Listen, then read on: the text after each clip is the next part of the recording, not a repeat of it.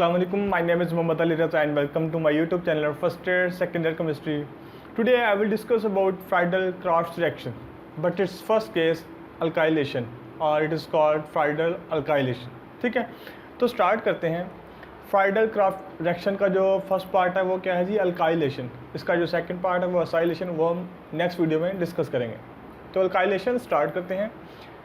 Alkylation या इसको Friedl alkylation भी कहा जाता है. ठीक है, अब इसकी डेफिनेशन क्या है. इसकी डेफिनेशन जो है ना, एडिशन और introduction of alkyl group in benzene in the presence of aluminium chloride as a catalyst is called alkylation और फ्राइडल अल्काइलेशन. ठीक है, तो ये इसकी डेफिनेशन है. मतलब अल्काइल ग्रुप को आपने बेंजीन में ऐड करवाना है in the presence of AlCl3 as a catalyst, तो इस प्रोसेस को कहते हैं अल्काइलेशन या फ्राइडल अल्काइलेशन. अब अल्काइल ग्रुप क्या होता है. अल्केन में से एक हाइड्रोजन कम कर दें तो वो अल्काइल ग्रुप होता है. जिस तरह मीथेन है CH4, उसमें से एक हाइड्रोजन कम कर दें CH3 तो वो क्या है, मिथाइल ग्रुप.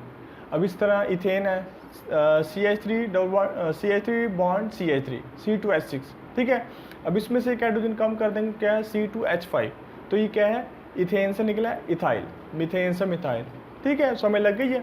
अल्केन में से एक हाइड्रोजन कम करना, उससे हमारे पास आता है अल्काइल, और उसको बेंजीन में ऐड करवाने के प्रोसेस को कहते हैं अल्काइलेशन या फ्राइडल अल्काइलेशन.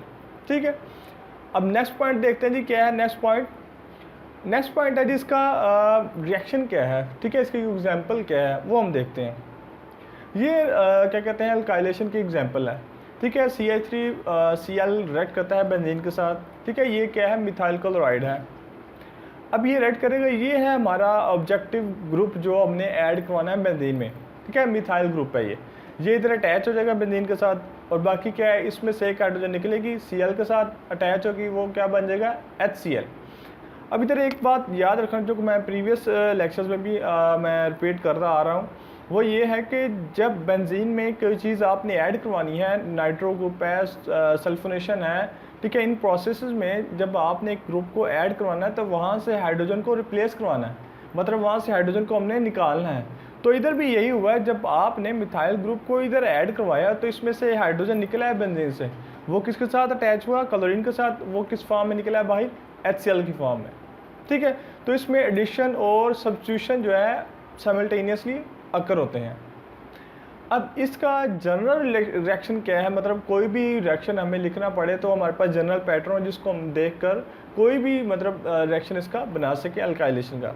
इसका जनरल पैटर्न ये है, ये बेंजीन के स्ट्रक्चर है और ये कोई भी अल्काइल ग्रुप है. ठीक है, जनरल है, इसमें मिथाइल आ सकता है, इथाइल आ सकता है, प्रोपाइल आ सकता है, कोई भी आ सकता है. और ये जो X है ये जनरल सैम्पल है उसका हैलोजन का. ठीक है, क्लोरीन हो सकता है, फ्लोरीन हो सकता है, ब्रोमीन हो सकता है, और ये कैटलिस्ट है एल्यूमिनियम क्लोराइड.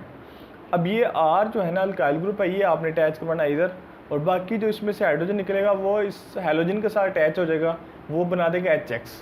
ठीक है, क्लोरीन है तो HCl, फ्लोरीन है HF, आयोडीन है तो HI. ठीक है, तो ये इसका जनरल पैटर्न है. अब नेक्स्ट और बहुत इंपॉर्टेंट जो पॉइंट है इस वीडियो का वो क्या है जी, मैकेनिज़्म. अब मैकेनिज़्म मैं पहले भी आपको कहता रहा हूँ कि जो मैकेनिज़्म है ना बेंजीन का, जो इलेक्ट्रोफिलिक सब्स्टिट्यूशन, नाइट्रेशन, सल्फोनेशन और ये अल्काइलेशन में, ठीक है, इनमें 3 स्टेप्स का मैकेनिज़्म होना है. ठीक है, ये सेम है. वो क्या है, पहले जो स्टेप है ना उसमें कैटलिस्ट और जो रिएक्टेंट आप बेंजीन के साथ रिएक्ट करवा रहे हैं वो रिएक्ट करता है. इसमें से आपके पास आता है एक स्ट्रॉन्ग इलेक्ट्रोफिल और एक आता है आपके पास बेस या न्यूक्लियोफिल. सेकंड स्टेप में ये जो इलेक्ट्रोफिल है ये रिएक्ट करता है बेंजीन के साथ. थर्ड स्टेप में ये जो बेस है या जिस पर नेगेटिव चार्ज है वो रिएक्ट करता है बेंजीन के साथ. तो ये इस तरह 3 स्टेप्स में आपका जो मैकेनिज़्म है बेंजीन के केस में कंप्लीट होता है. अब ये फर्स्ट स्टेप है जी, RCl जो रिएक्टेंट है हमने बेंजीन के साथ रिएक्ट करवा रहे थे, और ये AlCl3 कैटलिस्ट है. अब इसको रिएक्ट करने से हमारे पास 2 आते हैं प्रोडक्ट, एक आता है R पॉजिटिव और एक आता है AlCl4 नेगेटिव. R अलग हो जाता है, ये Cl जो है ना इसके साथ अटैच हो जाता है तो क्या बन जाता है, AlCl4 नेगेटिव और R पॉजिटिव, ये अल्काइल है. ठीक है, अब पहला जो रिएक्शन है ना वो आपने स्ट्रॉन्ग इलेक्ट्रोफिल का करवाना है. ये R पॉजिटिव जो है ना स्ट्रॉन्ग इलेक्ट्रोफिल है जिस पर पॉजिटिव चार्ज होता है. अब ये हमने ऐड करवाना है. अब इस पर पॉजिटिव चार्ज है, मतलब क्या है कि इस पर पॉजिटिव चार्ज का मतलब ये है कि इसको एक इलेक्ट्रॉन चाहिए इस पॉजिटिव चार्ज को ख़त्म करने के लिए, इसको स्टेबल होने के लिए. अब ये क्या करता है, ये जो इलेक्ट्रॉन है ना ये वाला, ठीक है, ये इलेक्ट्रॉन ये ले लेता है, तो इधर से ये गायब हो जाता है डबल बॉन्ड, तो ये अटैच हो गया। अब ये हाइड्रोजन को मैंने इसलिए इधर शो करवाया ताकि आपको मैं शो करवा सकूं कि इसने कैसे रिमूव होना है या कैसे इसने रिप्लेस होना है, ठीक है। अब इधर ये पॉजिटिव चार्ज कैसे आ गया, ये जो बेंजीन के स्ट्रक्चर पर आप देख रहे हैं ये कैसे आया, इसको मैं एलेबोरेट करने के लिए आपको मैं मतलब इसको ओपन स्ट्रक्चर से आपको मैं शो करवाता हूँ। ये इसकी ओपन जो स्ट्रक्चर है ना बेंजीन इस केस में, वो ये आप देख रहे हैं। असल में बेंजीन के स्ट्रक्चर में ये होता है, ठीक है, CH ये 6 कार्बन है और उसके साथ हाइड्रोजन है और डबल बॉन्ड है, ठीक है, अल्टरनेट पोजीशन पर double bond single bond double bond single bond. अब जब हमने ये R पॉजिटिव ग्रुप को ऐड करवाया, इसने इधर से ये वाला इलेक्ट्रॉन ले लिया, ठीक है, इधर देखिए आप, इधर से गायब हो गया। अब इस कार्बन के साथ इसके लिए भी ये रिमूव हुआ, इसके लिए भी ये रिमूव हुआ है, लेकिन इसके लिए ये रिमूव हुआ तो उसकी जगह पर इसके साथ R अटैच हो गया, ये तो देखें। लेकिन दूसरा जो बॉन्ड की दूसरी तरफ जो कार्बन था उसके साथ क्या है, उससे ले तो लिया लेकिन उसको उसके ऊपर कोई मतलब ग्रुप अटैच नहीं हुआ। जिस तरह इधर R अटैच हुआ इधर कोई अटैच नहीं हुआ, ठीक है। तो इधर बाकी वही हैं और इससे बॉन्ड भी ले लिया, मतलब इलेक्ट्रॉन भी ले लिया। तो इसके पास 3 इलेक्ट्रॉन्स हैं, 1 2 3। अब इधर एक बहुत ही इंपॉर्टेंट बात यह है, कार्बन की जो वैलेंसी है 4 होती है, मतलब इसको 4 इलेक्ट्रॉन्स मतलब चाहिए होते हैं स्टेबल होने के लिए। अब इस कार्बन के केस में ना ये ऊपर जो है जिसके साथ R अटैच है, इसको तो 4 इलेक्ट्रॉन मिल रहे हैं, एक इधर से एक इधर से एक इधर से और एक इधर से, इसलिए इस पर कोई पॉजिटिव नेगेटिव चार्ज नहीं शो करवाया गया। लेकिन इस कार्बन के केस में क्या है, इसको 3 इलेक्ट्रॉन मिल रहे हैं, एक इधर से एक इधर से और एक इधर से, एक इसके पास मतलब और आना चाहिए, तो इसलिए इस पर पॉजिटिव चार्ज शो करवा रहा है कि इसको एक इलेक्ट्रॉन की ज़रूरत है, ठीक है। अब समझ आ गई है। अच्छा, अब नेक्स्ट जो क्या कहते हैं जो स्टेप है वो इसी को फर्दर कैरी करेंगे हम। अब ब्रेक करता है ये बेस या न्यूक्लियोफिल जिस पर नेगेटिव चार्ज है। अब इधर एक और बात इंपॉर्टेंट ये है कि जिस पर नेगेटिव चार्ज है ना, उसका मतलब ये है कि इसके पास इलेक्ट्रॉन ज़्यादा हैं।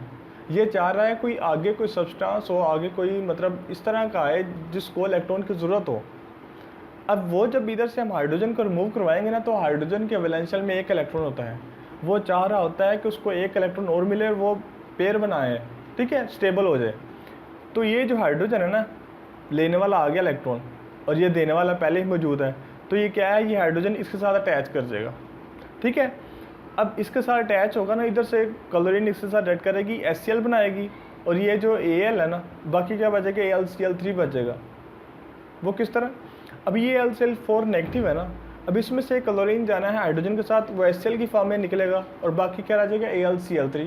और ये जो है ना, अब इधर डबल बॉन्ड आ गया। फिर वो कैसे, जब इधर से हाइड्रोजन निकलेगा ना, तो इस कार्बन को भी 3 इलेक्ट्रॉन्स मिलने हैं, इसको भी एक और चाहिए। और इस कार्बन का तो पहले ही केस आप मैंने डिस्कस किया कि इसको 1 इलेक्ट्रॉन चाहिए। अब जब दोनों को 1-1 इलेक्ट्रॉन चाहिए ना, तो उन्होंने कहा कि हमारे पास 1-1 अनपेयर इलेक्ट्रॉन है, तो उनको हम आपस में बॉन्ड बना देते हैं, तो इसलिए इधर दोबारा डबल बॉन्ड अकर हो जाता है, ठीक है। तो ये आज का बहुत ही इंपॉर्टेंट टॉपिक था। So stay tune and stay happy. Thank you.